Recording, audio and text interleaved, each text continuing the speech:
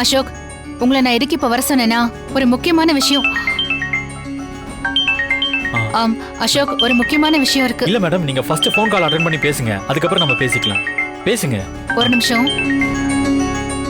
Hello, என்னது? என்ன சொல்றீங்க? சரி சரி சரி, நீங்க பதட்டப்படாதீங்க. இன்னும் 5 நிமிஷத்துல நான் அங்க இருப்பேன். மேடம், என்னாச்சு மேடம்? போன்ல யாரு ஏதாவது பிரச்சனையா மேடம்?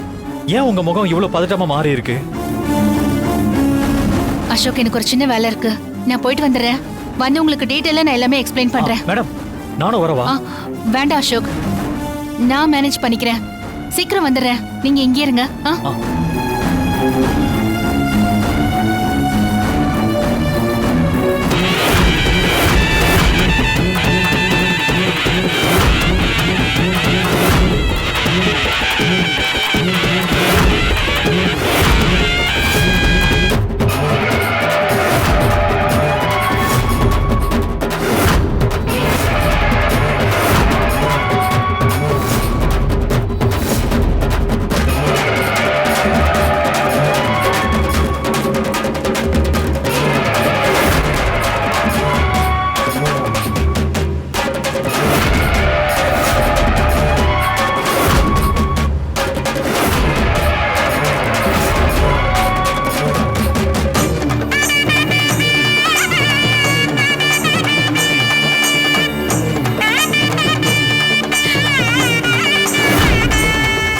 தம்பி, சொக்கப்பானை வதை செய்ய நேராச்சு.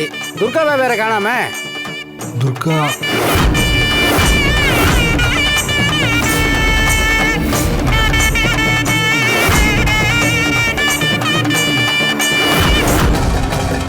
கொஞ்சம் நவருங்க.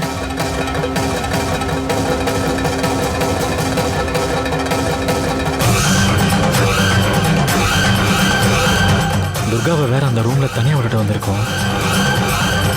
அவ இப்ப என்ன பண்ணிட்டு இருக்கா, ஏது பண்ணிட்டு இருக்கான்னு தெரியலையே. இந்நேரம் எழுந்து துர்கா ஒரு வேலை என்ன தேடிட்டு இருப்பாளோ? நைட்டு முழுக்க அவ கூட தான் இருந்தேன், ஆனா இப்ப அவளை தனியா விட்டுட்டு வந்திருக்கேன். என்னோட மைண்ட் அவளுக்கு எந்த ப்ராப்ளமும் இல்லைன்னு சொன்னாலும் என்னோட மனசு என்னமோ ஏதோ தப்பா நடக்க போகுதுன்னு இன்டிமேட் பண்ணிக்கிட்டே இருக்கே. என்ன பண்ணலாம்? எதுக்கும் நாம துர்காவை நேரில் போய் பார்த்துட்டு வந்துடலாம்.